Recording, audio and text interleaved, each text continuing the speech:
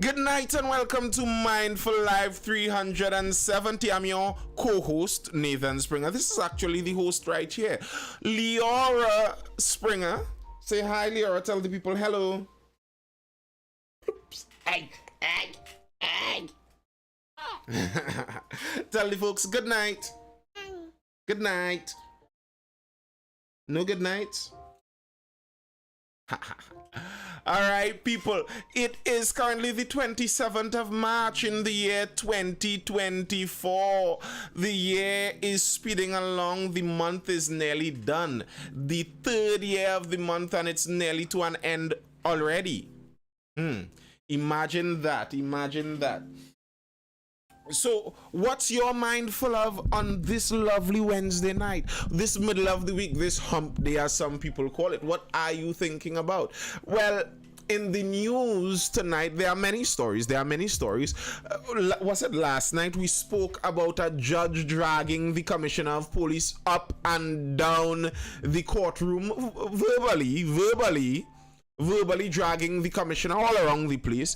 And I was highlighting that someone was asking me even last night about the same commissioner if I think that as her contract comes to an end this year, it's not directly a contract, it's a bit of a fancy thing that the government did there. So she has kind of two contracts in a way that are limiting her. There's the 3-year contract of the commissioner, but then she's a retiree, so she has to go back to them cap in hand proverbially to ask every year, could I get an extra year please? So I don't think though that they are not going to give her that extra year, because it seems like the government and her are in unison.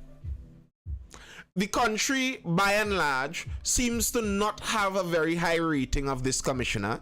The questions of her competence seem to be coming in quick and furious, but the people who seem to have the most confidence in her are the government, as murders spike on a daily basis. And I was saying that it seems like she is doing exactly what the government wants when it comes to this whole FUL business. Well, we were talking about that lady landscaper. She seems to be doing exactly what the government wants when it comes to this whole FUL business, whether local citizens, whether law-abiding citizens would be able to have the ability to protect themselves.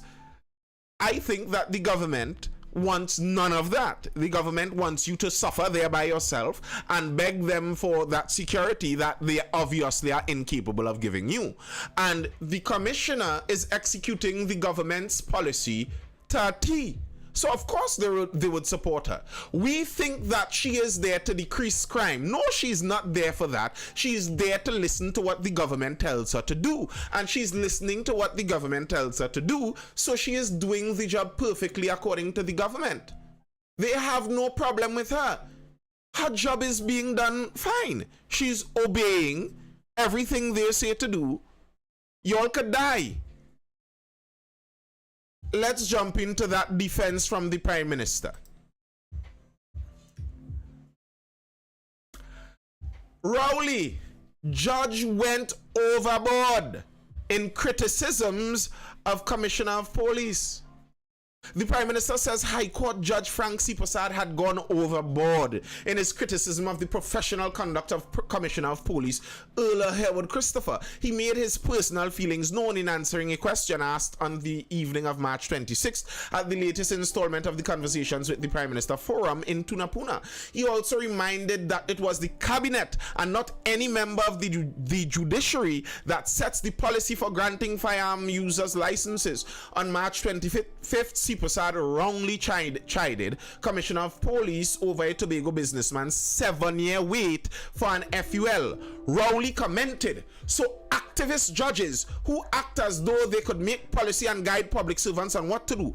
I am saying the government's policy ought to be respected.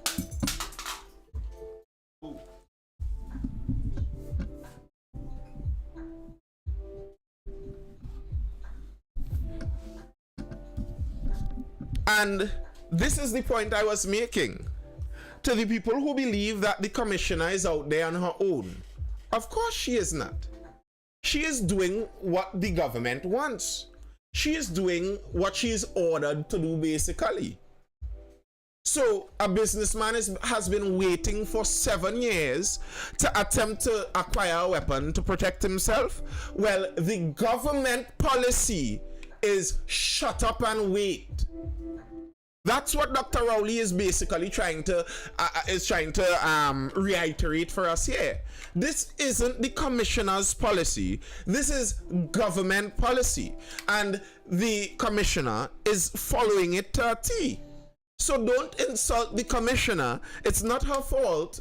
She's just listening. She is a loyal servant, and that's her only fault. This is government policy. 7-year wait. And you see, here's the thing that offends me with this.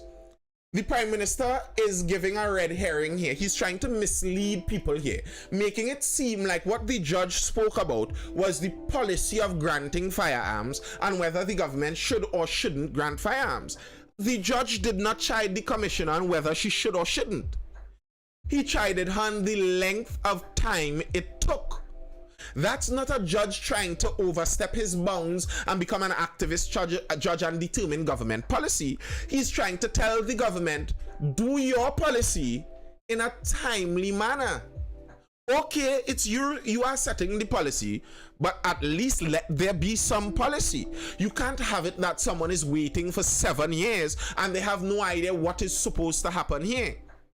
And as I was saying last night, the problem with the wait for 7 years, some people are saying that, you know, the 7 years, they are saying that the 7 years is basically saying no. But the 7 years is not saying no. The 7 years is saying, shut up, and you have no right to ask. It's not even telling you no. Like, if you're saying no, then at least we know that your policy is no. But this way, we don't even know.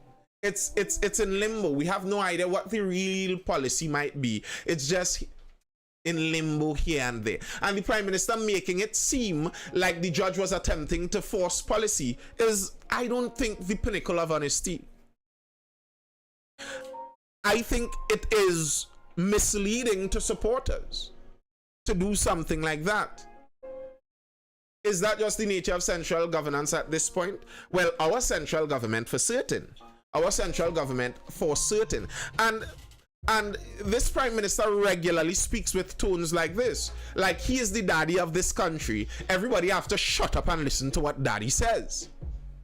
So a judge, you know, if the government breaks the law, we take them to the courts.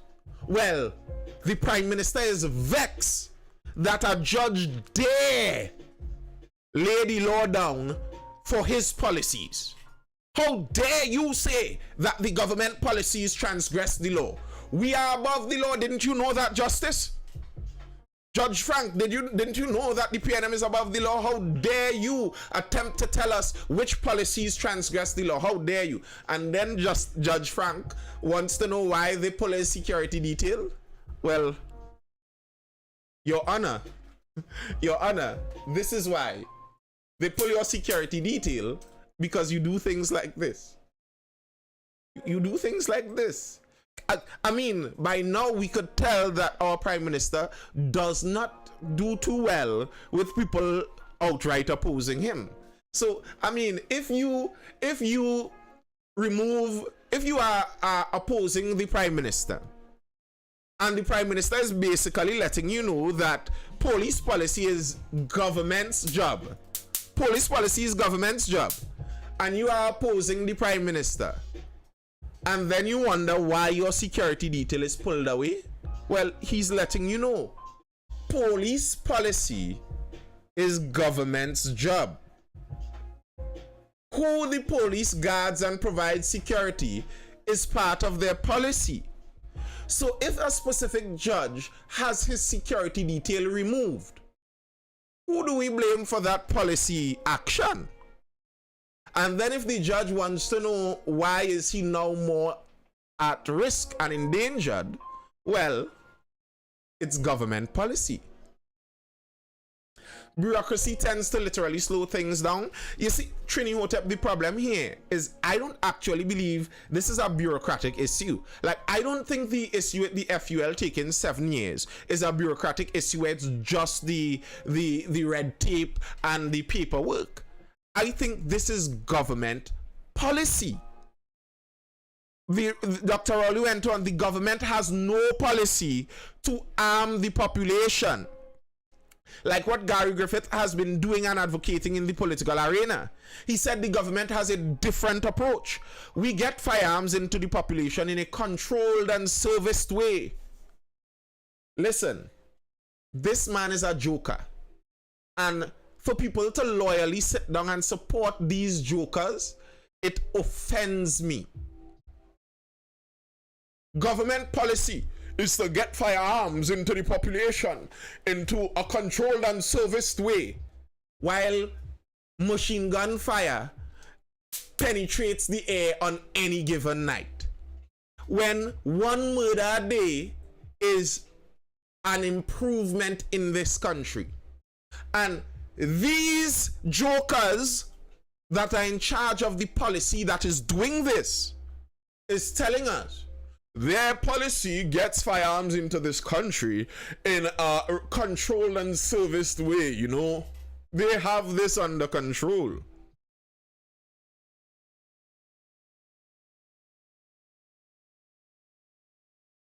But no. Go wave the Balize flag. Go ring your bells at whichever meetings you want. You go support this.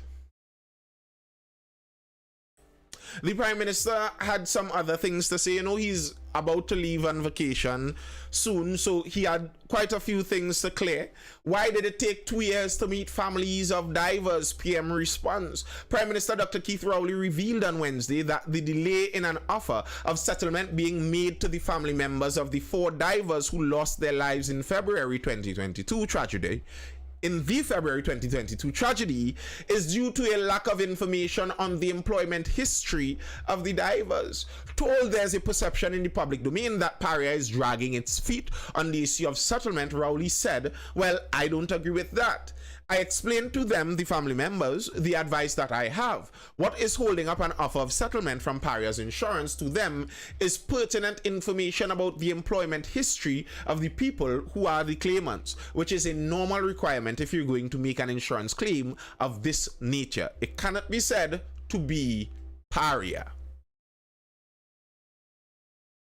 Informed that the family members expressed disappointment with the outcome of their meeting with him, the PM said the disappointment is really based on an expectation, and it then begs the question, what exactly did they expect? I try to make it clear that we're dealing with an event and there's a process to follow. PARIA is a state company, but the board doesn't own it. The board acts on behalf of the taxpayers.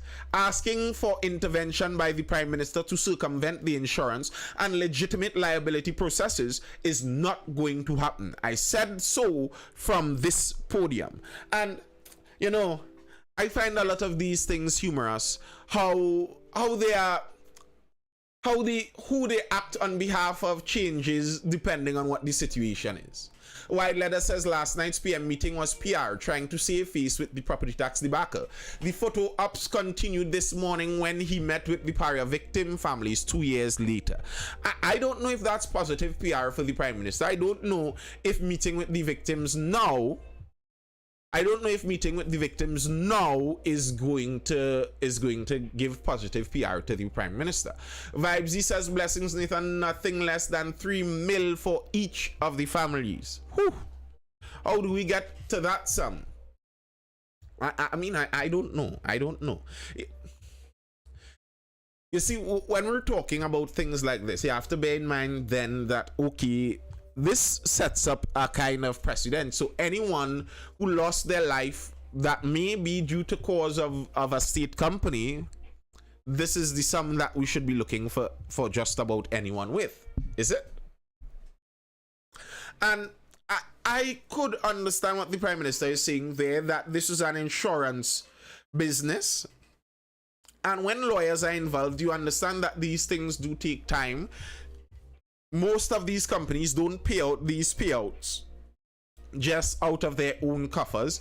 It goes through the insurance company. They are usually insured. So if insurance needs to be paid, then all the I's need to be dotted and T's need to be crossed. And if you all have faced insurance, you know that insurance is always looking for an excuse to not pay. So I guess that's not a surprise there. As to why he took 2 years to meet them, he spoke about that too. There was a whole other article that went into that, and he basically said the reason he took these 2 years was on purpose. The idea was he wanted to keep himself separate from the whole issue. He didn't want it to seem like, you know, he was on one side or the other, attempting to taint the whole issue. Now, I don't know if I buy that. I don't know if I buy that, because I think the Prime Minister is the chief representative of the people. And if an incident like this occurs, I think you could have met with the family way before as a representative of the people, while still not tainting the investigation one way or the other.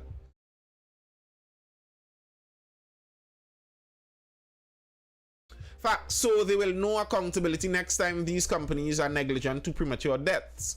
But here's the thing vibes with a company like Paria. Even if that 3 million is paid out, that's not coming out of the coffers of their board members.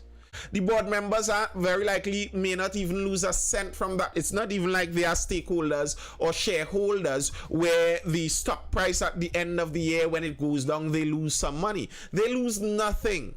That 3 million to the families is just government money, which is our money anyway. White Leather says the way this has been prolonged, I hope the contractor didn't let his insurance lapse. Well, it's in the public forum now. I think anyone that is attempting to escape any kind of thing in this situation would find it very difficult. It's already in the public domain. It's not something I think that would be just they would allow to just lull like that. And even though they talk about the short memories of many people in the in our population, this is dealing with lives. Lives were lost. The heads of families were lost. I don't think these families are going to give up on this case where insurance could not be paid and everybody's just going to forget about it and not know about it. And speaking about forgetting about things, Young, government closer to finding Barge's owner.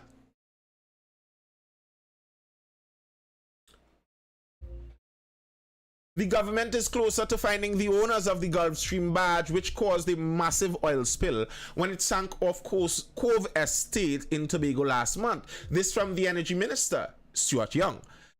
And just to remind people that this was something that had absolutely nothing to do with us in Tobago or in Trinidad, and the owners of the vessel seem to have disappeared off the planet, but we're still tracing them and tracking them. I got an update from the Ministry of Works and Transport Monday that we're in hot pursuit to find out about the ownership of this vessel, Young said. He also spoke of the collaborative efforts between the Tobago House of Assembly and central government to treating with the oil spill, which was first observed in early February. Now, I don't know how to take things like this. Okay, you are in hot pursuit. What does that mean? You say you are in hot pursuit. Can you tell us anything, even a little vaguely more specific? It could be a little vague, but a little more specific. What do you mean hot pursuit? Have we hired outside investigators? Have we hired global nautical investigation company that is working with us to do this? What Nisi? Is it that our police are on the trail? Is it that the SSA?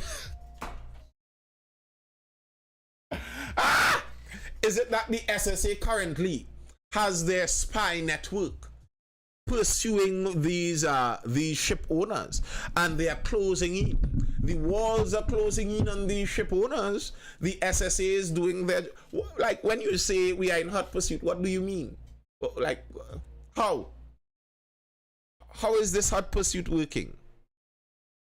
You said the owners disappeared off the face of the earth.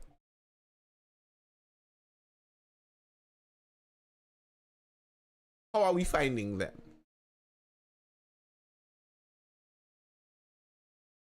Like, what are you telling us here? I would like to believe that we are close to finding them too, but I mean, Where's the evidence of that? How do we know we are so close to finding them, as you say? We are in hot pursuit. How do we know that?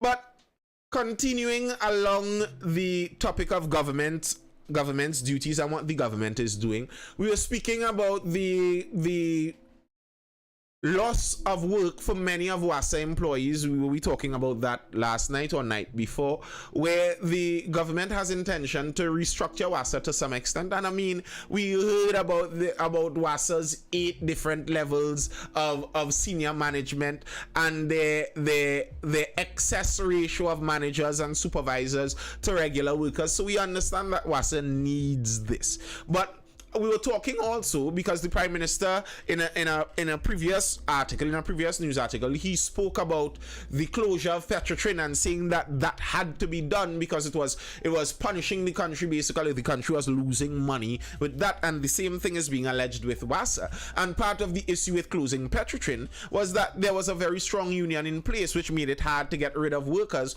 and do things necessary and, you know, reformat this company. Now, WASA seems to be possibly facing some of those same problems, and the minister is attempting to cut them off before they join. Gonzalez warns PSA, stay out of government business. Public Utilities Minister Marvin Gonzalez has advised Public Service Association President Leroy Baptiste not to mingle in government's plan for the first phase of the WASA executive restructuring process. This comes after Baptiste revealed plans on Sunday to file another legal challenge over WASA's plan to offer executive management separation packages as part of its transformation process. Baptiste raised concerns over the effects on the mental health of those workers who will be affected in this phase of the process.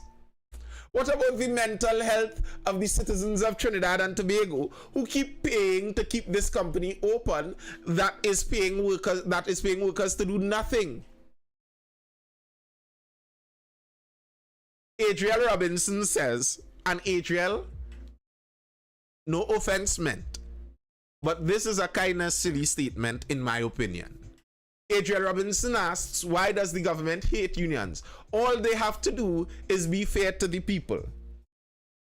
Do you think what unions fight for is just fairness in the workplace? The Public Service Union at every turn says that the public sector of Trinidad and Tobago is understaffed and overworked. By your knowledge of the general public service of Trinidad and Tobago, do you believe them to be understaffed and overworked? You go into it seems so, because I realize they are union busting, and I love it. That's one of the few things I like about this government. I find they should get rid of a lot of these unions. Get rid of a lot of these unions. A lot of these unions are inhibiting efficiency. The unions are always talking about pay, better pay, but they're never talking about better work. We have a horrible work ethic inside of this country, and we have unions up till our throat. What does that tell us? That seems to signal that an increase in unions seems to be directly proportional with an increase in horrible work ethic.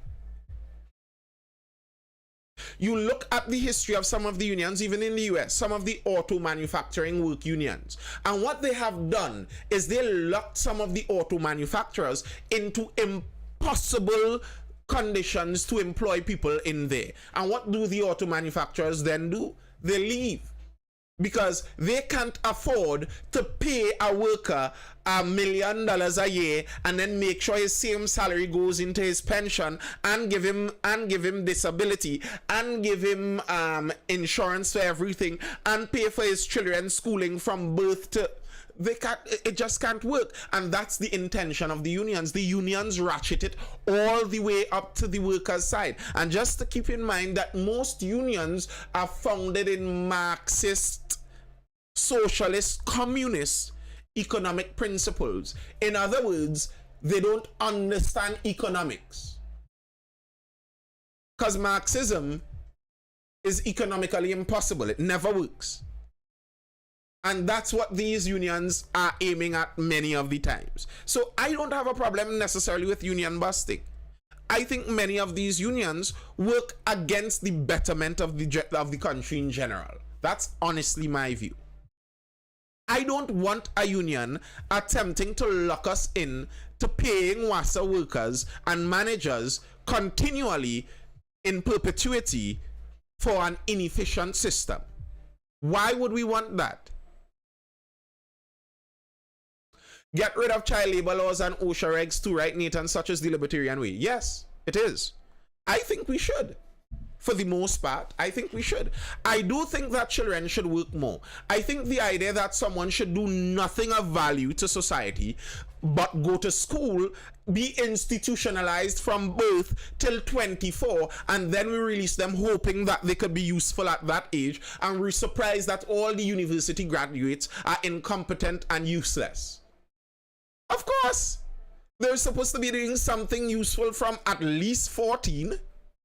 So I think some of the child labor laws are ridiculous. I think we shouldn't put children to do unhealthy, back-breaking, overly strenuous things, obviously. But I do think children should work. That's not a gotcha for me. And OSHA. Has OSHA made our workplaces much safer, or has it just made another job for another university educated person? You see, some of these things, here's how a lot of these things work conveniently for some in certain classes of society. I'm a parliamentarian. I go into parliament and I determine that we must get an OSHA head. For every company in the country, there must be an OSHA head. And then there must be a diversity head to make sure that the company treats their diverse workers properly. But these positions aren't regular positions. These are positions that you go to university and spend 3 years and then another 2 to get your master's to really get it. So the average people aren't getting those positions. You know who gets those? Well, you see, my child just so happened to have been able to go to the best university and be graduated in some one of these studies. Now, if it wasn't for the government demanding that every company must have an OSHA representative and must have a diversity supervisor and must have an equity something, if it wasn't for the government demanding these things, I would have gone to university for nothing. I would have been useless to the economy. But oh, it just so happens that my parents are parliamentarians who make sure, good night Fabian King, who make sure that I would always be employed.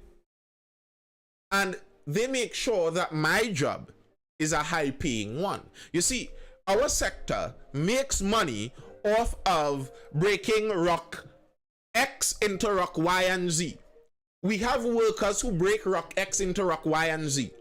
But the government said we have to make sure these workers are safe. So what we're going to do, we're going to hire a safety officer and pay him more than we pay the workers that break the rock. We pay him more, although he brings zero added value to the company. The workers who actually bring the value, no, they don't get paid anymore. And then we blame the free market and say the free market is biased and pressure. No, but it's not the free market. We asked the government to come in and put their thumb on the scale. We wanted the government to come in and protect us. Protect us, Daddy Rowley. Dr. Rowley, you're our daddy. And we don't know how to be safe when we mix concrete. So we need Dr. Rowley to come in and tell us, son, you must always wear a belt when you mix concrete. And if you don't wear a belt when you mix concrete, then you have to pay us money. Wow. So safe you have kept us, doctor. So safe. The obsession with the government trying to keep us free is what causes us to continually lose freedom and freedom and freedom.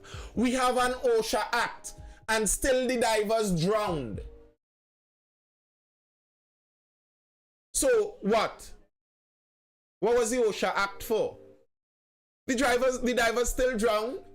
The OSHAC didn't stop them from drowning. The OSHAC didn't punish anybody who allowed them to drown.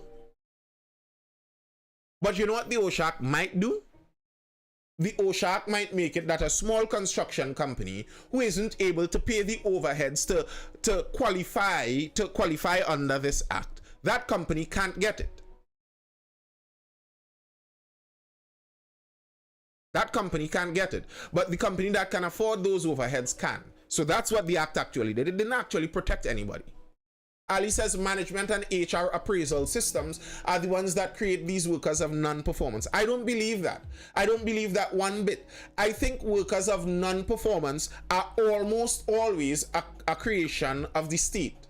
Almost always. Almost always. Why? Because if you're talking a free market company, I am a company in the free market. What's the aim of a company in the free market? Make money. Why would I employ someone who doesn't add to my useful money-making capabilities? I wouldn't. Unless the law tells me if you don't have X person, you are transgressing the law and you would have to pay a fee. Well, okay, fine. Go and hire that person. I wouldn't hire the person otherwise.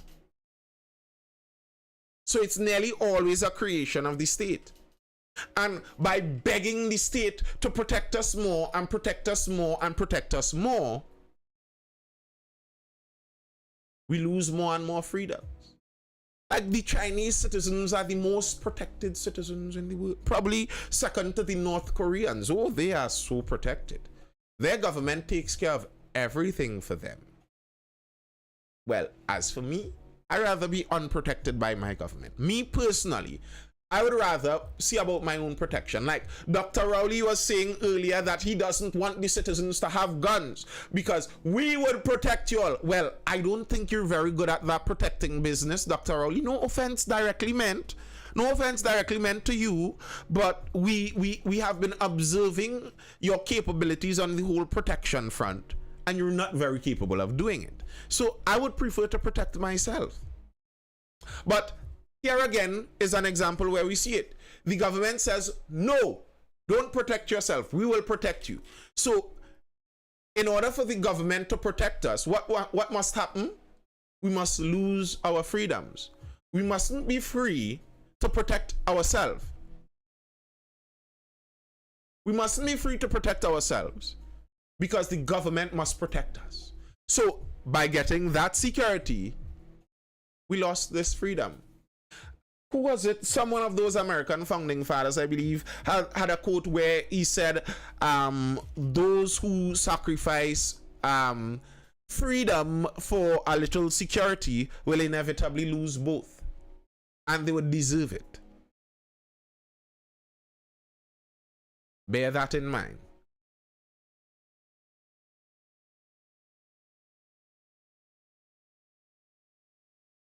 As we're talking about protection, though, about government protection, state protection, that being the state's job, you know, let's look at how the state does that job. Why don't we? How good is the state at protecting people? How good are the state associations and institutions that are created and engineered to protect us, the people? Because, you know, us, the people, Dr. Rowley said he is not on that Gary Griffith move where you arm the population. No, none of that nonsense. Our protective services will protect you. All right, let's see how that has been going. SSA squad may have killed 10 along with Daniel's murder. Along with the assassination of private contractor Andy Daniel, law enforcement suspects at least 10 previous killings were carried out by an elite hit squad in the Strategic Services Agency.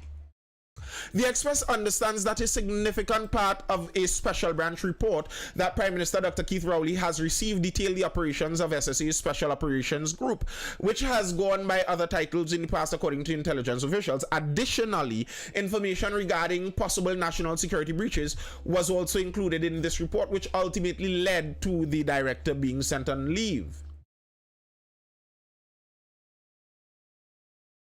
One high-ranking intelligence official had told the Sunday Express 2 weeks ago that the elite hit squad had been involved in several other killings, as he pointed to that of Philip the Boss Boudram.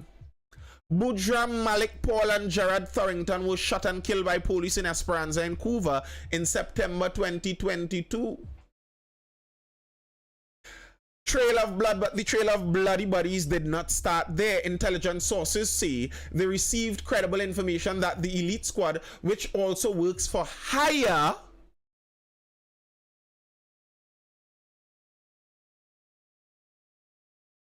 Ali says, but protection doesn't come only from the government. It's also about all stakeholders and institutions. In Trinidad and Tobago, where does protection come from?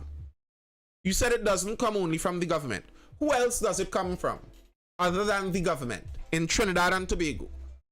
Which stakeholder and institution are you talking about?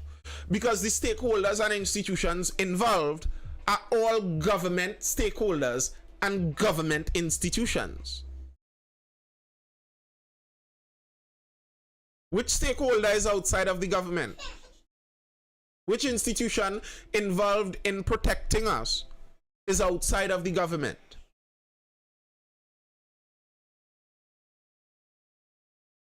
And you see, the point I was making previously, in another live, where someone was talking about how would we do this and how would we do that. We have come to a point where the government has taken control of so many different things that it seems impossible to understand how we would do things without the government. But you're right. Protection isn't supposed to only come from the government. It's supposed to be about all stakeholders and institutions. The institution of your family is supposed to be a protection institution. I am supposed to be a protector for my family. But can I be sensibly a protector for my family in a country where criminals are known to be gun-toting? It's a known thing. Our criminal landscape is one where it's expected they are carrying guns. How can I sensibly, being part of the familial institution, and the family is a non-governmental institution, as I am the protective part of my family, but how could I be responsible for sensibly be responsible, expected to be responsible for protecting my family, when the government determines that I cannot have the tool that would make protection possible? In that case, protection falls exclusively, and Dr. Rowley basically said as much. The first article we read tonight, he basically said as much. The government policy is one where the citizens are not armed. So, which stakeholders and institutions are you talking about?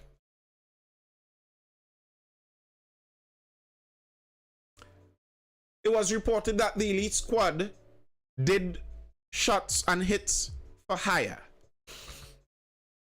Imagine that. Killers for hire that are the elite squad of our spy agency. Imagine that. But Dr. Rowley tells us, no. You don't need to arm yourself in a country like ours. These people will protect you. The people that are roving the country killing others will protect you. It's reported that they shot and killed Hardat Solomon near the Freeport police station in September 2019. The killing of Anthony Boni Bombe in September 2021 also bore similarities to Daniel's assassination.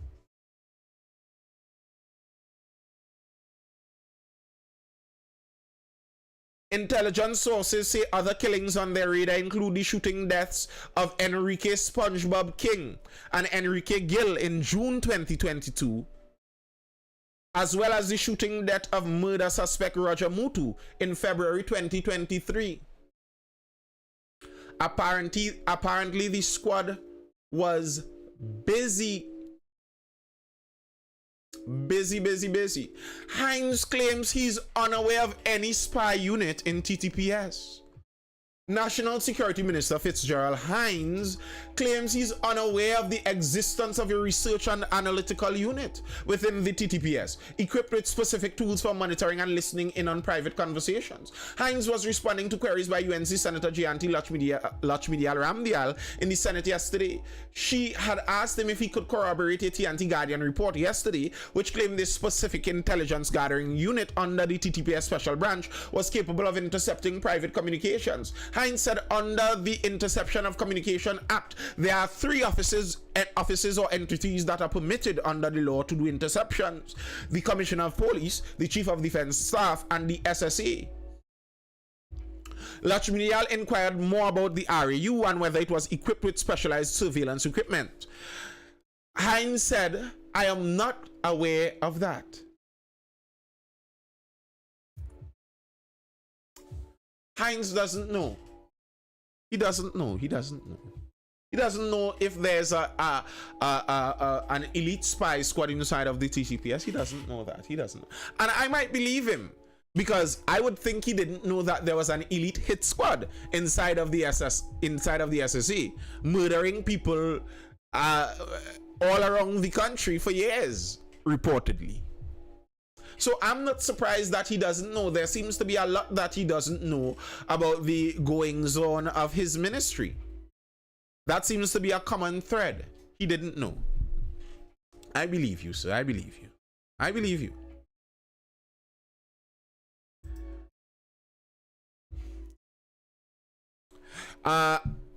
Someone asked me in the live a couple sessions ago, they asked me about the sale of the steel plant in Point Lisa. So I saw an article pop up speaking exactly about that, where they're saying it seems like it's coming close. Ali says, our judiciary systems, police, big business, parenting, Coast Guard, example. All right. Parenting is not responsible for protecting us. So I will put that outside. Parenting is not supposed to be responsible for protecting us. Our judiciary is supposed to execute the laws passed by our government. And the judiciary is supposed to function on policies set by our government. So if the judiciary is non-functioning, whose fault is it? Our police. Our police is headed by our commissioner. Our commissioner is hired by the commission. The commission is hired by the president. The president is hired by the government. So again, at the top of the police, in terms of hiring, is the government again. And as the Prime Minister reiterated when a judge attempted to correct the commissioner for breaking the law, the Prime Minister made a point we read earlier on today of saying that the policy is the government's job. So okay, police policy and police running is the government. Big businesses do not have the job of protecting us. You do not pay big businesses to protect you. It is not. What do you mean indirect? That's not indirectly. I eschew that. I disagree with that totally. How could you say that the government is indirectly responsible for the police when our Prime Minister kicked out a commissioner? When our current commissioner seems to have been hand-selected by the government because she was not the highest ranked in the merit list. And she's a retiree that they bring back. So what do you mean indirectly? How? And when the Prime Minister is basically boasting and pushing forward that the policy of refusing FULs is government policy, well then, if you're telling me that through corruption the government is involved in all of this, then you're telling me it's government. Why even bring up the other institutions? It's all government. The entity responsible for our protection in this country is the government. That's it. Why attempt to defend them by bringing up these things? That's not true. The government controls the judiciary. The government controls the police. Big business is not responsible for protecting us. Parenting is not responsible for protecting us. Coast Guard is controlled by the government. Everything that is responsible for protecting us there is under government control. That's the nature of our system. Now, for me, I would love a system where government relinquishes some of that control and you allow other institutions to be able to protect themselves. You allow parents to have more ability to protect their families. I would love that, but that's not the country we live in. That's not the Prime Minister that leads us. The Prime Minister that leads us wants that central government. The PNM is a central planning party. They are a party that believe they have the ability to centrally plan just about everything for the country, and it's going to turn out best. They know how to run Trinidad and Tobago. That's their theory of governance. And we're seeing its failure.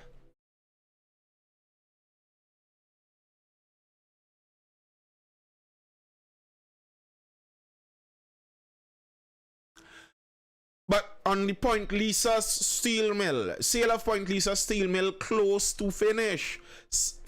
Line, sources say. The final agreement for the sale of the former ArcelorMittal iron and steel plant in Point Lisas to TT Iron Steel Company is expected to take place in a matter of days, according to at least 3 people familiar with the purchase.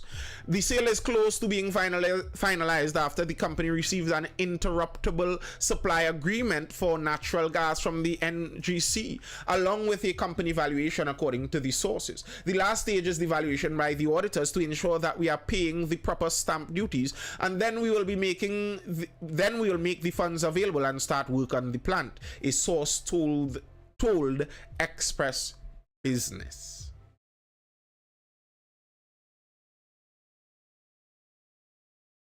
So that's that. Steel plant is expected to come in very soon.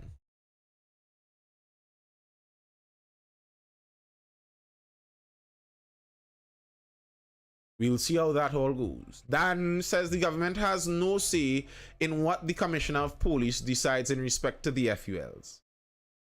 Dan, you weren't here earlier, were you?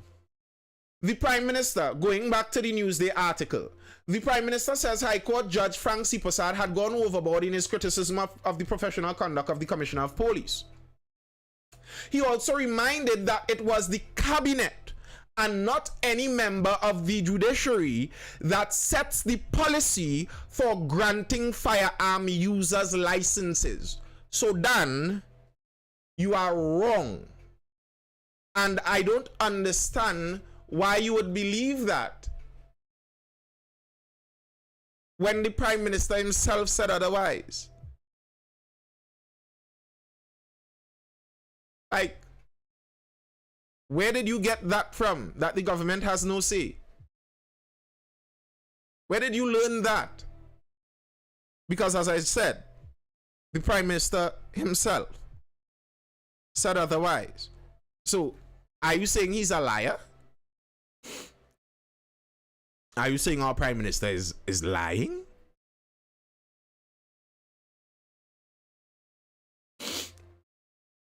Jumping into some more politics there, Kamala lays down the UNC law, tells Pare dissidents toe party line or face expulsion. Dan says he is wrong. Okay. Well, here's how I see this. The Prime Minister, who fired the previous commissioner, who basically hires the commissioner, who says that FULs shouldn't be dispersed very often, and is getting the commissioner to follow that, is saying that the policy that the commissioner is following is decided by the government. And we have done the anonymous TikToker who is saying, no, that's not true. Who do we believe? The Prime Minister, who is actually executing the policy that he says he wants to execute, or the anonymous TikToker? Joy, is the same government, the same Prime Minister got rid of a commissioner of police for speaking up? Yup. And we're still out here pretending like that commissioner office is totally independent. That's totally independent. Quite a neutral office. No kind of influencer. That's what you call an independent office. Blessings from the island where I pay $31 for a tin of tuna, bro. Stop it. White Leather says Kamala sounding like she loading up the Matic. Cross, angry, miserable. Well, she is laying down the law. Toe the party line or get out.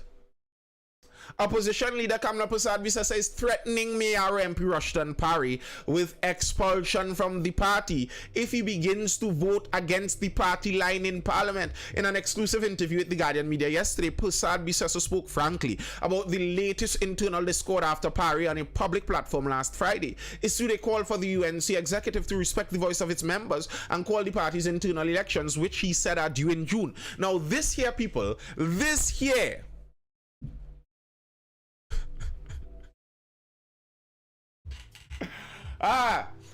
and then the MPs are supposed to be able to vote their conscience.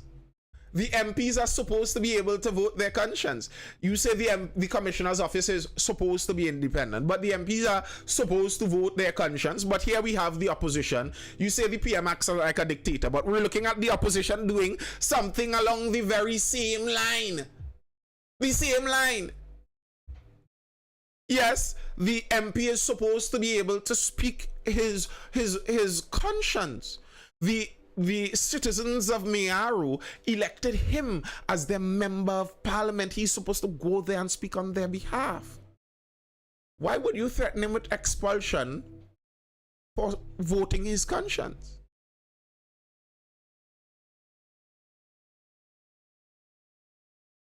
So, who is the dictator in this case? Addressing Parry and any other dissidents within the party, Prasad-Visesa said, thus far, they have not exhibited any divisions in the parliament. They have voted along the party lines. I don't know if he is one of those who spoilt their ballots for the election of the president. But in the parliament, thus far, they have gone along with the line put forward by the chief whip. But the day they should break the party line, the party's constitution is very clear again on what would be the consequence. They will be expelled from the party. And the next article is Mr. Parry saying, I don't think I'll be victimized. MP for Mearu Rushton Parry says he does not believe he will be victimized for issuing a public call for internal elections in the United National Congress. Speaking on Freedom 106.5 FM yesterday, Parry reiterated his call for the internal elections to be held when constitutionally due in June was in no way an attack on Prasad-Visesa, and he does not feel politically threatened. I will tell you that Rushton Parry has a bright future in the politics of Trinidad and Tobago, but I want to make it absolutely clear that my future sits strongly and steadily in the bosom of the United National Congress. Okay, brother. I hear you. I hear you, brother. Go strong. He says, you know, there'll be no threat. He doesn't feel threatened. Nothing is going to happen to him politically. You know, this is not a problem. I'm just, you know, raising this issue here that the political leader of my party strongly disagrees with, that the party is circling wagons around, and it seems like, you know, they want to expel people based on this issue. But no, I face no worries. Karim Del Peshova on YouTube says, night folks, don't be surprised if Erla gets another term. I won't. Lamb says, good night people, good night. Powerful. But I think some unions are needed. They just need to have more grounded and data driven implementation of ideas. I agree. Lam says that SSA thing is scary. What's interesting is Philip Boudram was a drug boss, but the fact they took the law into their hands says something about the judiciary, Lam says. You know, it's very interesting, Lam. I don't think Krimak is on the inside. Are you here, Krimak? I don't think he's on the inside. We were speaking in a bit of a contentious live a couple, probably weeks ago. And we were talking about how many extrajudicial killings by the police are of big boys. And I was highlighting that it doesn't seem to be many. And Krimak pointed that one. And now we're hearing some added ingredients in the pot pertaining to that.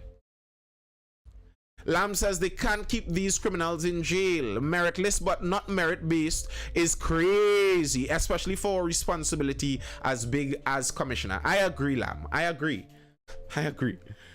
Having a merit list and then not going according to merit seems a bit ridiculous. White Leather says Erla definitely getting renewed. I kinda lean towards that side too. I believe she is going to be renewed. I believe that. I don't have a question really and truly about whether her renewal comes. All right, let's touch on the property tax before we leave. Paris questions central project that defies laws of physics. And don't worry, this is pertaining to the property tax too, because it's pertaining to local government. Local government and rural development minister Faris Al-Rawi has singled out the central borough for its handling of a construction project, which he said defies the laws of physics. At a meeting with officials from the country's 14 regional corporations, 14 regional corporations who are tasked with facilitating local government reform, Al-Rawi yesterday stressed that a major principle of reform is value for money. However, he then said in a particular corporation, Shogunas Borough Corporation, right now there's a drain being built next to a mosque. The drain is 6 inches higher than the road. It's dry at present, but when the water comes, the laws of physics will miraculously reform themselves. Gravity will no longer exist. Water will float up from the lower road 6 inches into the drain, and miraculously the problem will disappear, Al-Rawi said.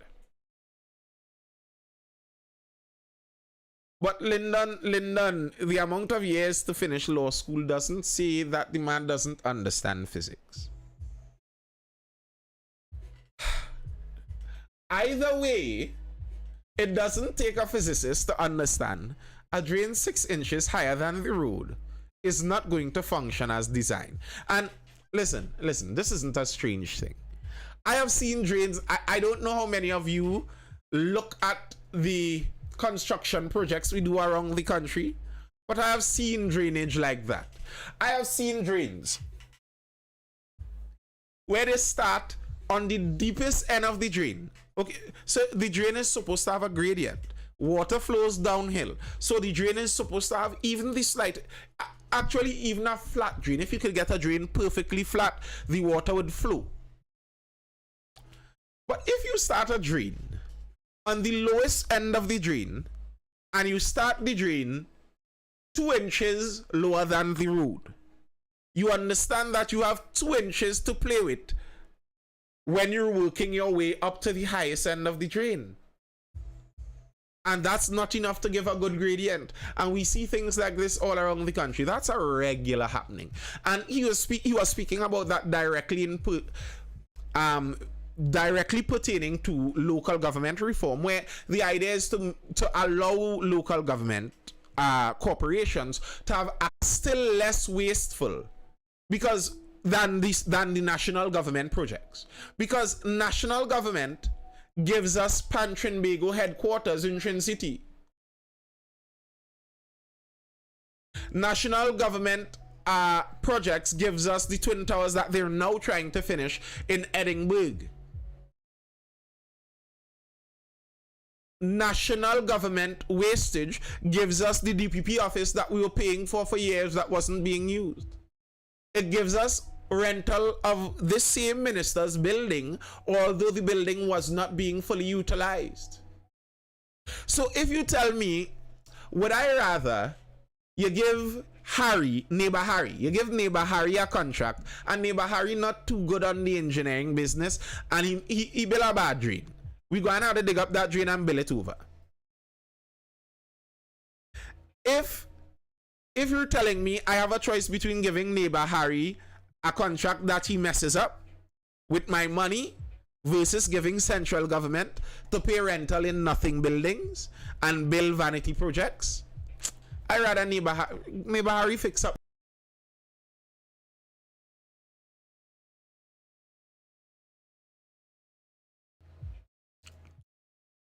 This though brings me into something that someone was highlighting last night that I think I really should bring notice to. Coming directly from the local government reform bill. Because this has been a problem that I highlighted with the property tax for a while. I highlighted that it was told to me, and I've read in article after article after article. Miss Nunez Teixeira recently was speaking about that they should be creating accounts to put the property taxes and all of that. I heard that the property taxes were going to the central government, but now in the local government reform bill, I am reading that they have it allotted that the residential property taxes are to go directly to the local government. This is in the miscellaneous provisions of the local government reform bill. This local government reform bill, the name, if you're looking for it, is Republic of Trinidad and Tobago Act number 11 of 2022. And going down to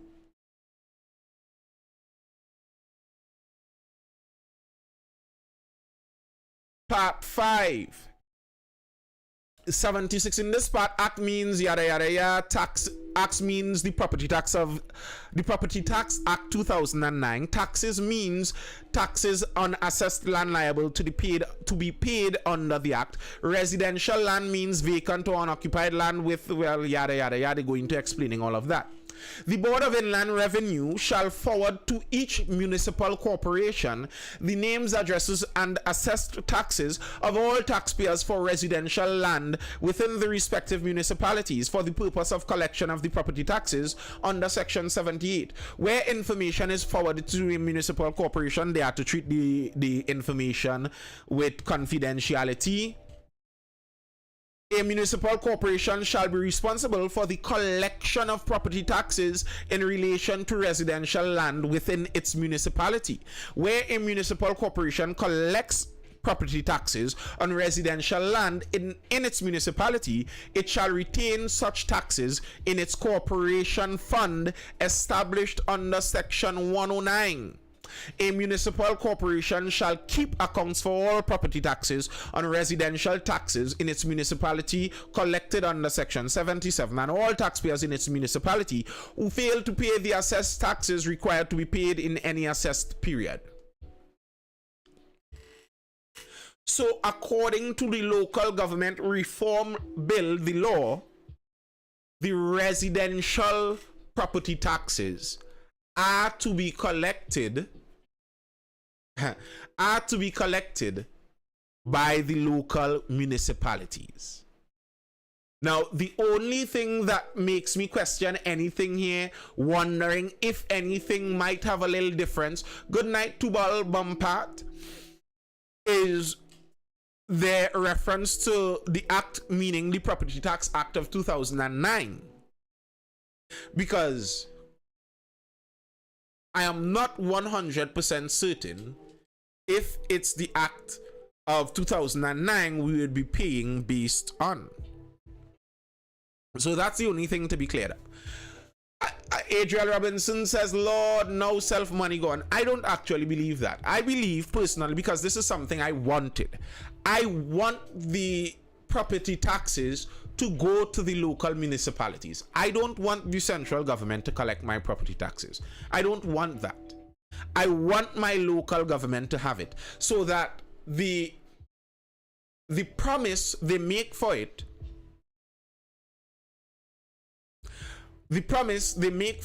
I could hold them accountable.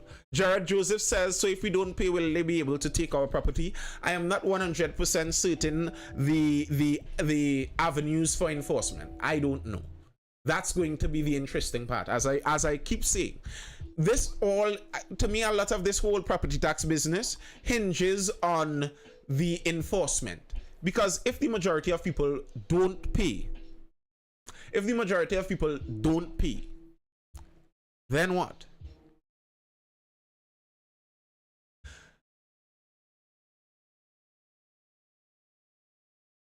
Tubal Bampat says, how much tax you have to pay? You mean me personally? I'm not going to tell you that. My guess is they'll be moving like the banks. I actually don't believe that. I don't believe that. For one, how does the government confiscate property? What does the government do with confiscated property? That's one. Two, if a large number of people don't pay, are you going to go around the country and confiscate 10,000 properties? That's going to make an international incident. If a government of 1.3 million people confiscates the property of 10,000 people, it's going to make an international incident.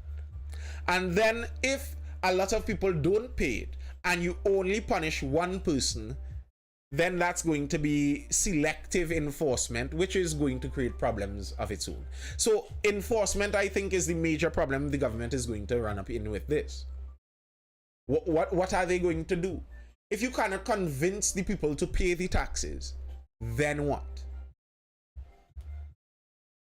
That's the thing. You've got to convince the people. If you cannot convince them, then what?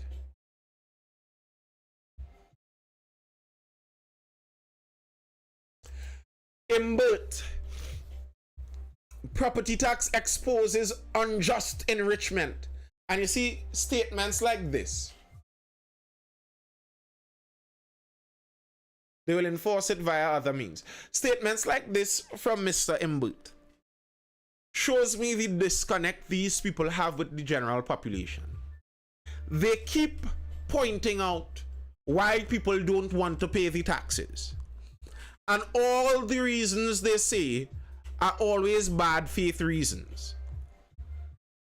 Tubal Bampat says they will find another way for you to pay. How are they going to do that?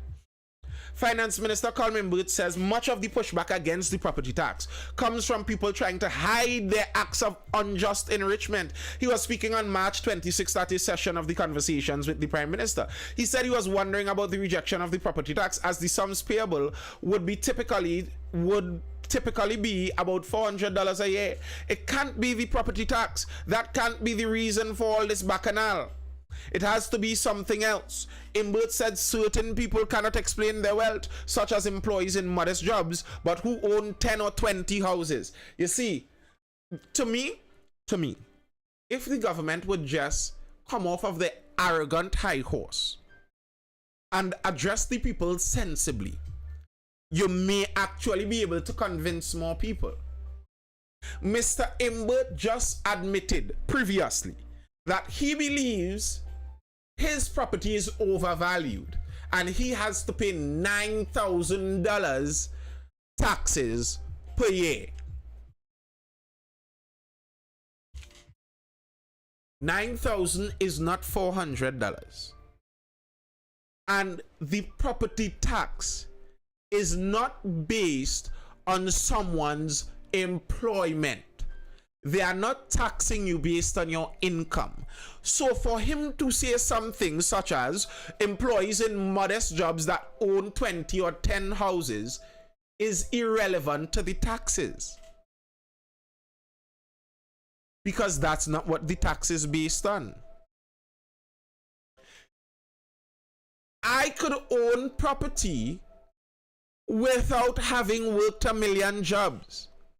And are you now telling me, Mr. Imbert, that if my family accumulated property by being frugal. That now, if I don't have an exorbitant income, I don't deserve to hold that property.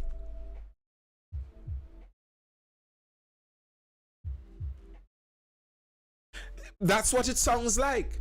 So if my property looks like it's more than my finances because I was extremely frugal in how I built it or I inherited it, are you saying then I don't deserve to hold this property?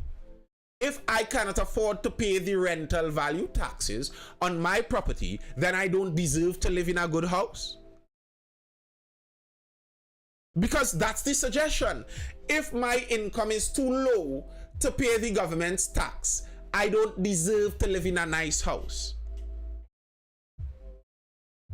I find you fast out of place and aggravating.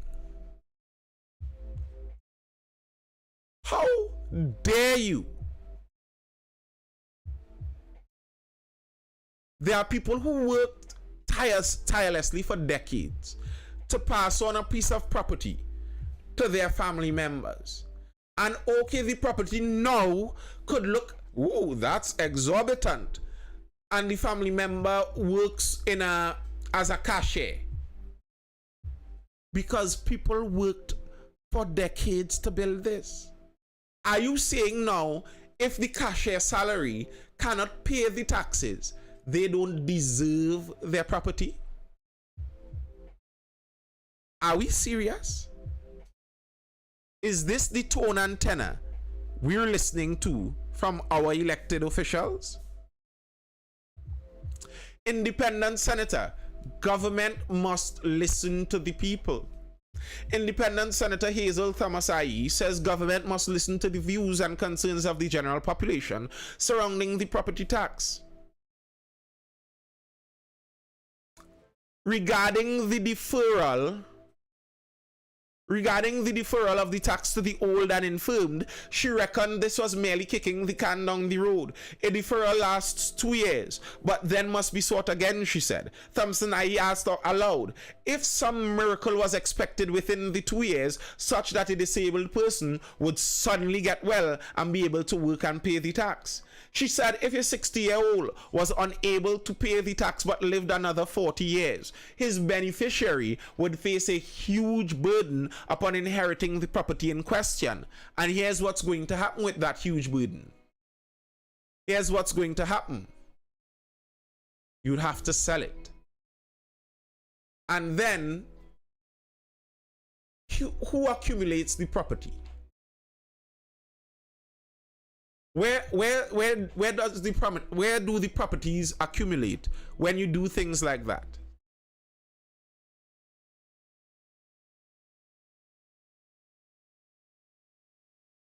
Who accumulates the properties?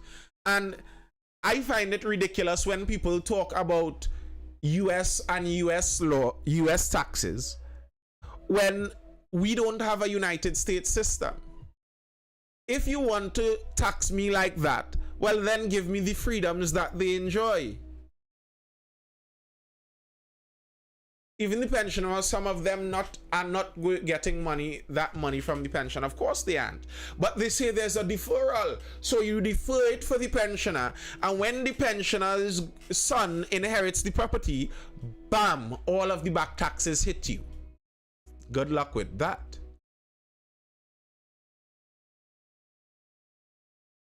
So, yeah, you're going to have to sell that property, of course. Quick. Thompson IE suggested Trinidad and Tobago has a Marie Antoinette-styled government, referring to France's last queen who went to the guillotine in 1793 in the French Revolution. She said some people have their short memories of what it was to be poor or never knew what it felt like.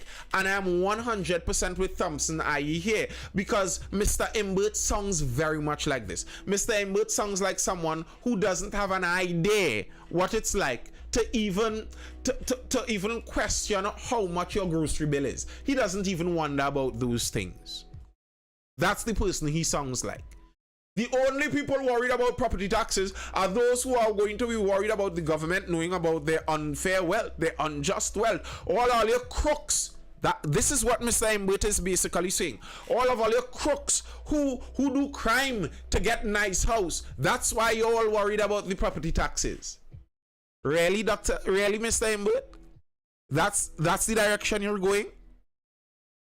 Just so you know, Mr. Mbut, just so you know, Marie Antoinette, that the independent senator referred to it. This is not a UNC senator telling the government this. This is an independent senator telling the government they are behaving Marie Antoinette-ish.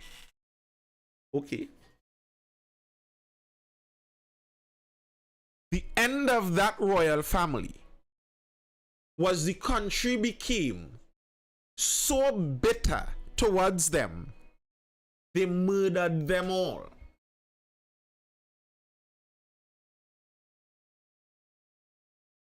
Just so you know, Mr. Mbut, I know you laughed and said they ain't riot yet.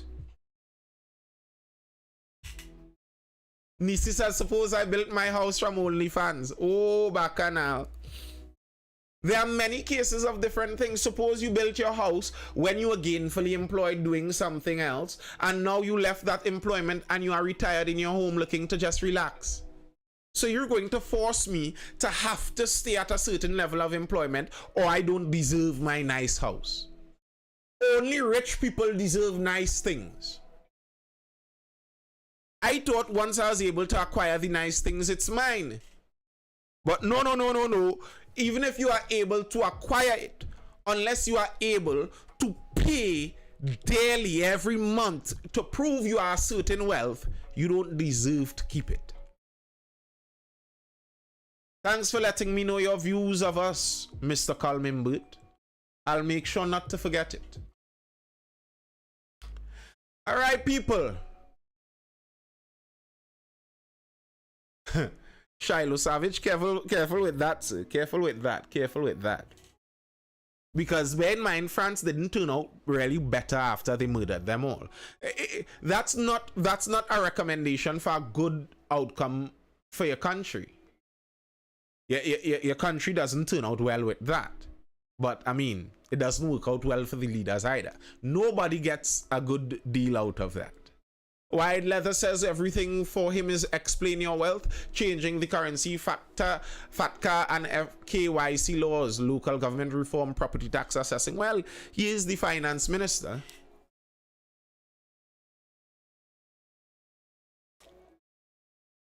It will take a miracle. All right, people. That's all I have for now.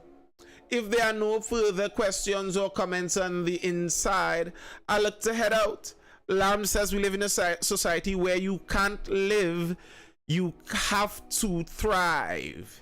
Ooh, that's a good one, Lam. We live in a society where you can't live, you have to thrive.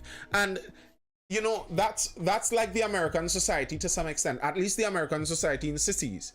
I have made that statement many times. Trinidad is a country, at least it used to be, a country where you could survive, you know, you could live, you could just chill back. You don't need to join the rat race. You could just make enough money to get by and live comfortably. And really and truly, if someone is comfortable with that, is it anyone's job to make them do more than that? I mean, no. But if you do something where, in order for me to live comfortably, I basically need to pay through my teeth, then you're basically telling me I have to join the rat race if I want to be comfortable. That's what creates those societies like they talk about in the US, where everyone is always working all the time. Well, we create societies like this with some of these kind of policies. Can't it be that I could work for 10 years, build a house, and then sit down in my house and relax? No, you can't. You'd have to pay the government to be able to sit down in your house and relax. It will take a miracle to give this party the political beating they got in Tobago. I doubt it's going to happen. Tubal Bampart says, why banks can give us a better interest on $1 million? Well, a lot of bank interest is tied up on the government. Again, you want banks to be fair? Get the government out of it. If I could have opened a bank and competed with Republic Bank, we'd have been good. we would have been good. We'd have had competition. But you can't open a bank.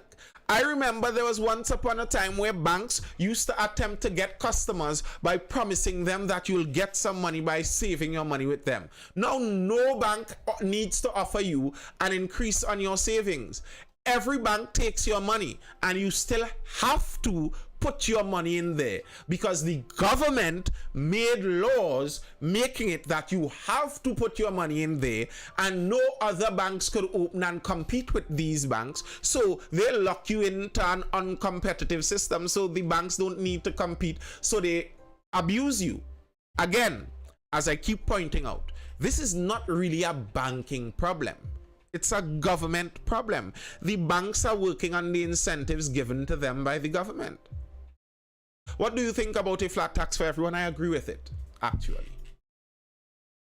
Isn't the government the one controlling the interest rates? They control the central bank interest rates. And the central bank allots money to the local banks. So by the central bank adjusting interest rates, they affect the local bank's interest rates, but they don't directly change the local bank's interest rates. But I agree with a flat tax. I think a flat tax is actually the fairest thing. I do agree with that. You see, many people who are obsessed with taxing and getting more taxes and getting more taxes and tax these people and tax those ones are the people who are obsessed with making the government do more things for them. I'm okay with the government not doing a whole lot for me. Why can't they reduce that VAT, I suppose you mean? Many items don't have VAT already, just so you know. Most of the items that are considered essential are VAT free. How does the pushing back retirement age affect taxes? Well, it's more likely to create more people with a taxable income, and it's also going to decrease the amount of money that needs to come out of the government coffers. If you're talking about NIS, well, it's not supposed to be government money, it's supposed to be NIS money, but nonetheless, it increases the taxable base that the government has. Yeah, many people who are obsessed with the government taxing more are obsessed with that because they want the government to do more for them. I don't mind the government doesn't do more for me. Many of those ministries could close. That Ministry of Digital Transformation, it's transforming nothing. Close, close, close, close. Goodbye, bye-bye. Get rid of it. And that's less taxes for us right there. Lol, Adriel. I somehow feel 1,200 a year would be a little on the small side in a flat tax. Anyway, people, that's all I have for now. I hope you're educated, informed, or entertained. I am Nathan Springer. This has been the Mindful Live, and I will see you guys again for the next Mindful Live session, which is going to be tomorrow night around that 9:30 p.m. time. Tomorrow is Thursday, and Thursday is Thursday Talks. We talk on a Thursday. We jump in and we discuss whatever topics and comments are on the inside in here, the live on TikTok, so you could jump in and discuss. You could join the live and discuss, talk directly to me tomorrow, Thursday, for the Thursday Talks. We won't be having a live on Friday, so tomorrow will be the last live for the week. I'll see you guys then. Until then, people, stay well, stay safe. Peace out. I'm gone. Bye. Can you talk about income tax? I can. We'll